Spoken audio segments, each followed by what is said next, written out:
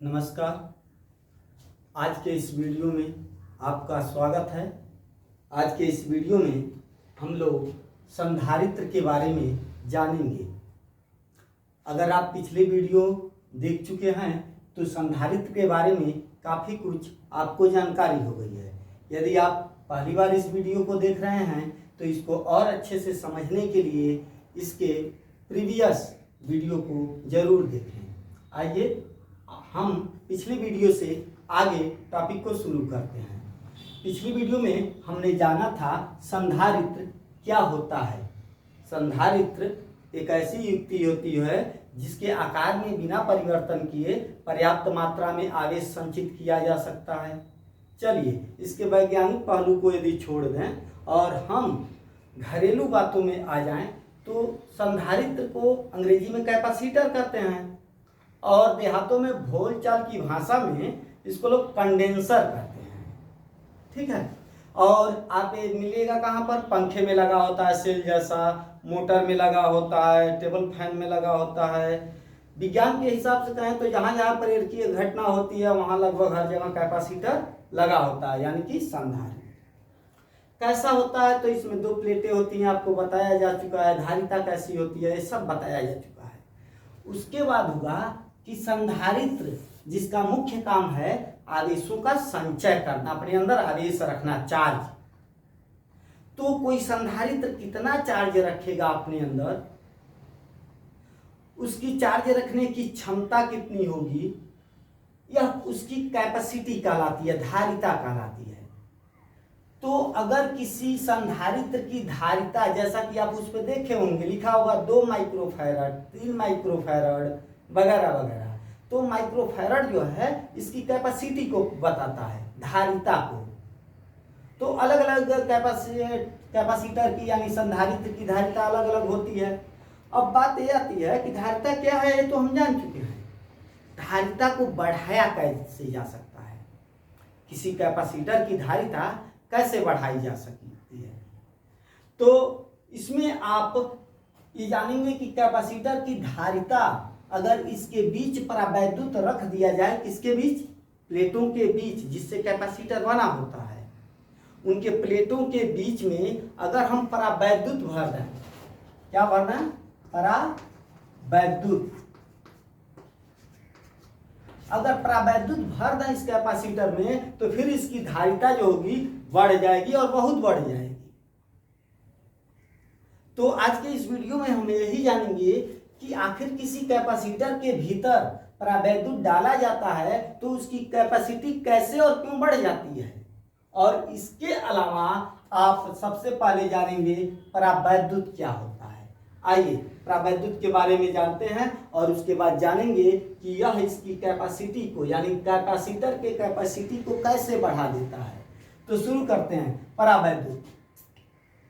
अगर हम कहें कि समस्त पदार्थों को 3 प्रकार से वर्गीकृत कर सकते हैं, आप पूछे कौन, तो हम कहेंगे एक चालक, दूसरा अर्धचालक और तीसरा अचालक। और वह अचालक ही परावैद्युत है। ठीक है, जिसको आप अचालक कह रहे हैं, यहाँ पे विशेष कारणों से परावैद्युत कहा जाएगा। कारण क्यों? जब हम परावैद्युत पर स्पेशली एक वीडियो बनाएंगे तो वहां क्लियर करेंगे। अभी जानते हैं परावैद्युत का मतलब होता है कुचालक। कुचालक, कुचालक में क्या क्या, तो आप जानते ही हैं, लकड़ी, कागज, मोम, मिट्टी, ये सब आदि आदि करके बहुत तमाम चीजें हैं, प्लास्टिक है? तो ये सब कुचालक यानी परावैद्युत कहलाते हैं।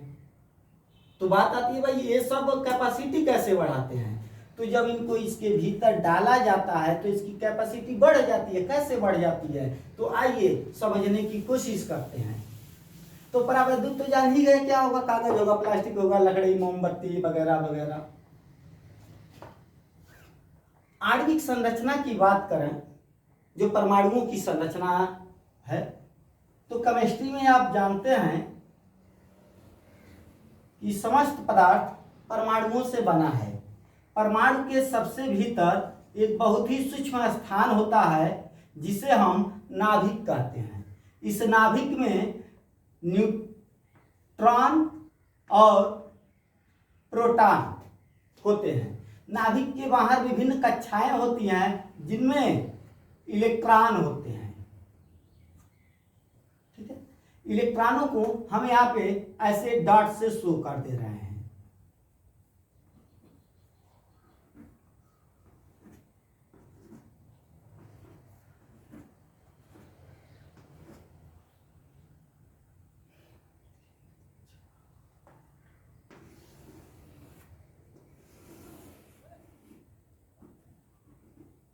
अब देखिएगा, यह किसी परमाणु का किसी पदार्थ का एक परमाणु है। अब बात करें किस पदार्थ का है, तो केमिस्ट्री पढ़े होंगे तो जानते होंगे ये इलेक्ट्रॉन है, इनकी संख्या है 11, 8 इसमें है, 2, 10, 1, 11। तो इलेक्ट्रॉनों की संख्या जो है 11 है। अगर इलेक्ट्रॉनों की संख्या जो है 11 है तो यह तत्व हो जाएगा आपका सोडियम। ठीक है, अब बात करते हैं, यह जो इलेक्ट्रॉन अपनी कक्षा में घूमते हैं वो नाभिक द्वारा बड़ी मजबूती से बंधे होते हैं। इसका मतलब ये नहीं कि चिपके होते हैं, बंधे होते हैं। जैसे हम लोग पृथ्वी से क्या है, बंधे हुए हैं। हम चाह करके हवा में नहीं जा सकते, कहीं ना कहीं पृथ्वी के अकॉर्डिंग हमको एक सपोर्ट चाहिए ताकि हम हमेशा पृथ्वी से लगे रहें। उसी तरह से या उससे वास्तव में चिपके नहीं होते हैं, लेकिन इनमें एक नाभिकीय बल द्वारा आकर्षण बल होता है जो कि बंधे होते हैं इलेक्ट्रॉन। जो करीब के इलेक्ट्रॉन होते हैं यह नाभिक उन पर ज्यादा बल लगाता है, और जो दूर के इलेक्ट्रॉन होते हैं उन पर नाभिक कम बल लगाता है। तो अगर आपको निकालना हो बाहर खींच करके तो इसको निकालने में सबसे आसानी होगी। ठीक है, अंदर वाले को निकालने में कठिन होगी और उसके अंदर वाले को निकालने में और कठिनाई होगी। यानी सबसे आसानी से यही निकलेगा, क्योंकि वर्ग व्युत्क्रम नियम आप जानते हैं।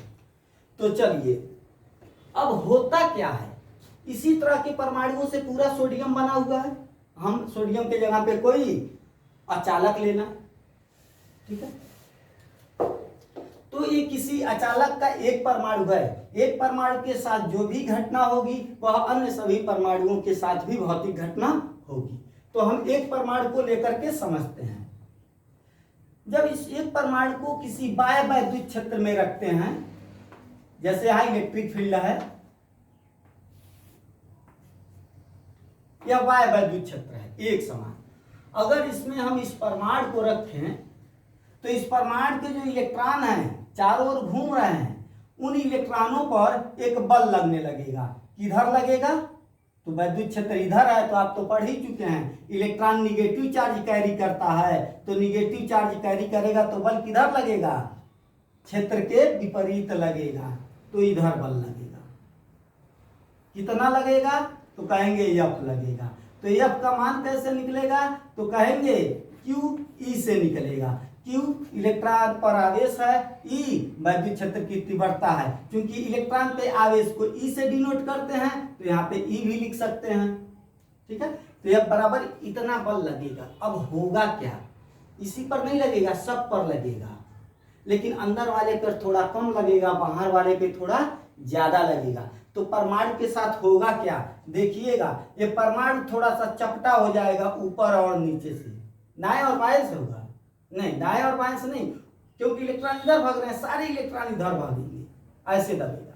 दूसरी बात, ये जो नाभिक होता है इसमें न्यूट्रॉन और प्रोटॉन होते हैं। न्यूट्रॉन पर कोई आवेश नहीं होता है और प्रोटॉन पर होता है प्लस आवेश। और जब इस पर प्लस आवेश है तो किधर बल लगेगा, तो भैया ऋण आवेश पर इधर बल लग रहा है, तो प्लस आवेश पर इधर बल लग रहा है।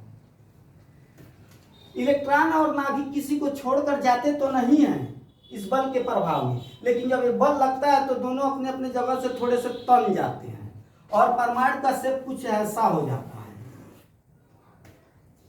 इसमें नाभिक जो होता है थोड़ा एक तरफ खिसक जाता है और इलेक्ट्रॉन बकिए इधर खिसक जाते हैं। इधर भी होते हैं लेकिन इधर मात्रा ज्यादा होती है। तो अब परमाणु इतना नहीं बनाएंगे, छोटे में एक कक्षा बना दे रहे हैं और बता रहे हैं कि इधर खिसक गए। यह इलेक्ट्रॉन और यह नाभिक। ठीक है, इसी तरह बाकी भी खिसके होंगे, लेकिन एक ही को देख करके हम समझते हैं। अगर इसी चित्र को हम कहते कि यस गोल में बनाते तो कैसा होता, ये नाभिक हो जाता प्लस, ठीक है, और इलेक्ट्रॉन हो जाता यहां पर माइनस। ठीक है, चलिए इस कंडीशन में देखिएगा दोनों के आवेशों का केंद्र और प्लस के आवेश का केंद्र दोनों का संपाती है, इसीलिए इसका नेट आवेश 0 होता है। इस पर चर्चा हम अब नहीं कर पाएंगे, टॉपिक लंबा है, वीडियो ज्यादा बड़ा बन जाएगा तो अब देखना नहीं करेंगे। तो जब वैद्युत क्षेत्र में परमाणु को रखा जाता है तो परमाणु के कक्षा के इलेक्ट्रॉन क्षेत्र के विपरीत दिशा में तन जाते हैं। यही इतना तो कहना है आपको। जब परमाणु को वैद्युत क्षेत्र में रखा जाता है तो परमाणु के इलेक्ट्रॉन वैद्युत क्षेत्र के प्रभाव में आकर कक्षा में तन जाते हैं। ठीक है, जिससे इसकी आकृति अंडाकार हो जाती है। एक सिरे पे ऋण आवेश अधिक हो जाते हैं और दूसरे सिरे पर धन आवेश, यह द्विध्रुव की भांति व्यवहार करते हैं और कहते हैं परमाणु का ध्रुवण हो गया।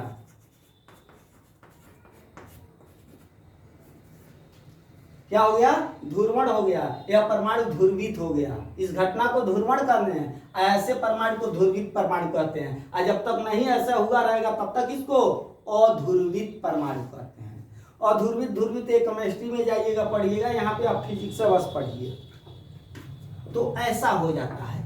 अब सोचिए कि यह एक परमाणु है, तो अगर एक कागज लिए हैं आप तो कागज के सारे परमाणु के साथ ऐसा होगा, सारे परमाणु अपनी कक्षा में तन जाएंगे। तो तन जाने के बाद की घटना क्या होगी, अब हम परावैद्युत में पढ़ेंगे। परमाणु वाला पढ़ लिए तो परमाणु को किनारे कर दीजिए, उससे मतलब नहीं है, वो बस आपको समझना था, एक कहिए कि भुलवाने के लिए था। अब आइए, अगर इसको नहीं समझेंगे तो इसको नहीं समझेंगे। यह एक कैपेसिटर है, ठीक है। इस कैपेसिटर के इस प्लेट पर प्लस क्यू आवेश है, इस प्लेट पर माइनस क्यू आवेश है, पढ़ चुके हैं। दोनों प्लेटों का क्षेत्रफल बराबर है, ए है, ठीक है। इनके बीच के खाली जगह है और यह बीच की दूरी जो है डी है, ठीक है। और वैद्युत क्षेत्र की दिशा प्लस से माइनस है तो इधर है, ठीक है। विभव की बात करें तो जान चुके हैं और साथ ही में कैपेसिटी भी जान चुके हैं। अगर हम बात करें कि कैपेसिटर की कैपेसिटी कितनी होती है तो कितना बताएंगे, कैपेसिटर है तो इसकी कैपेसिटी कितना होगी, तो कहेंगे Q/V होगी। पढ़ चुके हैं ना पिछले वीडियो में। मात्रा क्या होगा, फैराड। यह बहुत बड़ा मात्रक होता है तो छोटा मात्रक इस्तेमाल करते हैं, कौन सा, माइक्रो फैराड, जो मार्केट के कैपेसिटरों पर होता है, ठीक है। तो आइए, इनके बीच में खाली स्थान है और कैपेसिटी ऐसे है। कैपेसिटी बढ़ाने के लिए क्या करेंगे, कहेंगे V को घटाएंगे। तो V का घटाने का जो तरीका था वो पिछले वीडियो में कर चुके हैं। कैपेसिटी बढ़ चुकी है, अब और उस तरीके से नहीं बढ़ा सकते, तो कहेंगे अब, तो फिर वही V को घटाएंगे, कोई दूसरा चारा नहीं, V को घटाएंगे तभी कैपेसिटी बढ़ेगी। तो सब तरीका आजमा लिए हैं पिछले वीडियो में। एक तरीका यही बचा है, इनके बीच में परावैद्युत डालना है। परावैद्युत ज्यों डालेंगे V क्या होगा, घट जाएगा। अब V घट जाएगा तो C चट दे बढ़ जाएगा, यानी कैपेसिटी बढ़ जाएगी। आइए थोड़ा समझते हैं। तो पिछले वीडियो में यह फार्मूला समझ चुके थे। इसके अलावा एक चीज और आपने समझी थी, E = Vx, यह समझे थे। और एक फार्मूला और समझे थे, कौन सा, C = Q/, यह x दूरी है, इसको d भी लिखिएगा नहीं तो बाद में परेशान हो जाइएगा। तो आज का अब टॉपिक शुरू हुआ। टॉपिक क्या है,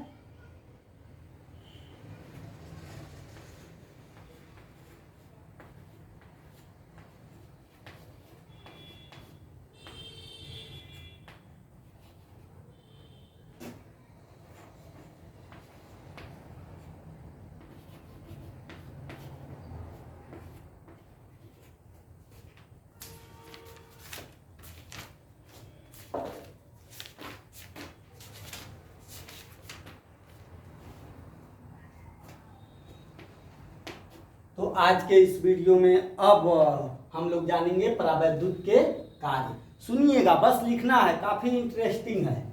या कागज की पट्टी जो रखते हैं तो क्या कहते हैं, जब संधारित्र के दो प्लेटों के बीच में कोई परावैद्युत पदार्थ रखते हैं, कागज मान लीजिए, लकड़ी मान लीजिए, जब परावैद्युत पदार्थ रखते हैं तो बाह्य वैद्युत क्षेत्र के कारण, तो यहाँ तो पढ़ चुके हैं, वैद्युत क्षेत्र होगा प्लेटों के कारण, बाह्य वैद्युत क्षेत्र के कारण परावैद्युत के परमाणु ध्रुवित हो जाते हैं।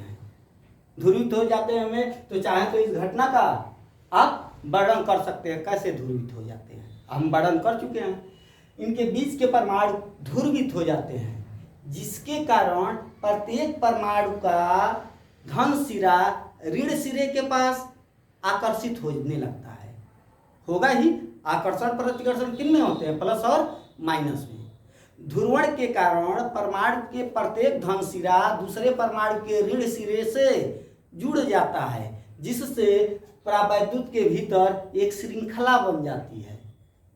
परिणाम स्वरूप परावैद्युत के उस सिरे पर जो संधारित्र के धन प्लेट की ओर है, या ऐसे भी कहिए संधारित्र के धन प्लेट की ओर का परावैद्युत का सिरा पर ऋण आवेश एकत्रित हो जाते हैं, जबकि संधारित्र के ऋण प्लेट वाले के तरफ वाले सिरा पर धन आवेश प्रेरित हो जाते हैं। बीच के या परावैद्युत के मध्य में प्रत्येक धन आवेश सिरे के लिए एक ऋण आवेश सिरा उपस्थित रहता है।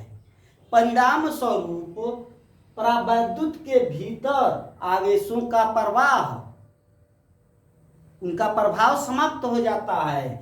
भैया जब ये ऐसे ध्रुवित हो जाएगा, समझ गए ना, क्या समझना है इसमें, या प्लस है माइनस है, एक दूसरे के प्रभाव को निरस्त कर देंगे। यहाँ बना के बताए नहीं, जब प्लस माइनस ऐसे रहेगा तो निरस्त हो जाएगा।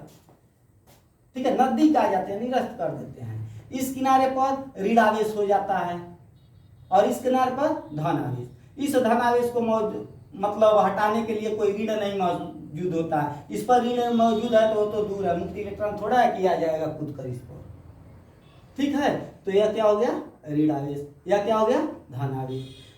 तो जिसके कारण परावैद्युत भी क्या हो जाता है, रटी रटाई बतानी पड़ती है, जब आप नहीं समझेंगे तो क्या करेंगे। इतना आसान सा है, यह ऋण हो गया, यह धन हो गया, ये ऋण किनारा और यह धन किनारा। वैद्युत क्षेत्र उत्पन्न होगा किधर होगा, तो कहेंगे धन से ऋण की ओर होगा, इधर होगा।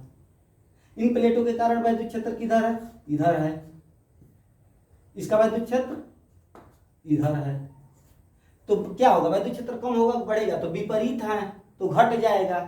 चूंकि इसके कारण जो वैद्युत क्षेत्र प्रबल होता है, इसमें जो वैद्युत क्षेत्र होता है थोड़ा कमजोर होता है, कमजोरा होता है। परिणाम स्वरूप में इसमें से घट जाता है, और जो बचता है इसी का बचता है, ज्यादा होता है। ठीक है, कुल मिलाकर के वैद्युत क्षेत्र कम हो जाता है। और यही क्षेत्र कम हो जाता है, ई देखिएगा, ई कम हो गया, तो ई कब होगा, जब डी बढ़ेगा तब ई कम होगा। तो डी तो बढ़ नहीं रहा, प्लेट तो दूर कर नहीं रहे हैं, तो ये तो संभव नहीं है प्लेट दूर करना। कैपेसिटर के अंदर जाके प्लेट थोड़ा दूर होता है, तो ये दूर हो नहीं पाएगा। अब बचा भी, तो भी के साथ क्या करें, तो ई क्या हुआ है, कम हुआ है। ई कम हुआ है तो भी को भी कम होना पड़ेगा, और होगा तो परिणाम स्वरूप भी क्या होता है, कम हो जाता है। तो दूसरे समीकरण पर आ जाइए, जो ही भी कम होता है सी क्या होता है, बढ़ जाता है। यह बहुत सिंपल सा संधारित्र में परावैद्युत का कार्य था, परीक्षा में मुंह में आ जाता है। और विद्यार्थी लोग, यह आप ही लोगों के उद्देश्य से बनाया जाता है, बाकी कोई शौक नहीं है। हमको तो कैमरा देखते ही हमको पसीना छूटने लगता है, पता नहीं कैसे बन रहा है और कैसा बन रहा है। कैसे बन रहा है तो हम बर्दाश्त कर ले रहे हैं, लेकिन कैसा बन रहा है ये नहीं समझ में आ रहा है। चलिए, तो आज का आपका ये टॉपिक यहीं समाप्त हुआ। परावैद्युत के कार्य 4 लाइन में बस बता देना है, कैसे आप बताएंगे सुन लीजिएगा। जब संधारित्र के प्लेटों के बीच में कोई परावैद्युत पदार्थ रखा जाता है, तो परावैद्युत पदार्थ के प्रत्येक परमाणु ध्रुवित हो जाते हैं, जिसके कारण धन सिरा दूसरे परमाणु के ऋण सिरे की ओर आकर्षित हो जाता है। परिणाम स्वरूप परावैद्युत में एक श्रृंखला निर्मित हो जाती है, जिसके कारण परावैद्युत के वह सिरा जो संधारित्र के धन सिरे के पास है ऋण आवेश संचित हो जाते हैं, तथा परावैद्युत के उस सिरे पर जो संधारित्र के ऋण सिरे के पास है उस पर धन आवेश संचित हो जाते हैं। शेष बीच के प्रत्येक धन आवेश के लिए ऋण आवेश उपस्थित रहता है, जिससे उनके बीच आवेशों का प्रभाव शून्य हो जाता है। इस प्रकार प्लेटों के किनारे संचित ऋण आवेश और धन आवेश के कारण परावैद्युत में एक वैद्युत क्षेत्र उत्पन्न हो जाता है। इस वैद्युत क्षेत्र की दिशा प्लेटों के कारण वैद्युत क्षेत्र की दिशा से विपरीत होती है और परिमाण में थोड़ी सी कम होती है। कुल मिलाकर के प्लेटों के बीच में नेट वैद्युत क्षेत्र E जो है E0 माइनस E डैश हो जाता है। नॉट को हम इसका दिखा दे रहे हैं और E को इसका दिखा दे रहे हैं। परिणाम स्वरूप नेट वैद्युत क्षेत्र की तीव्रता कम हो जाती है।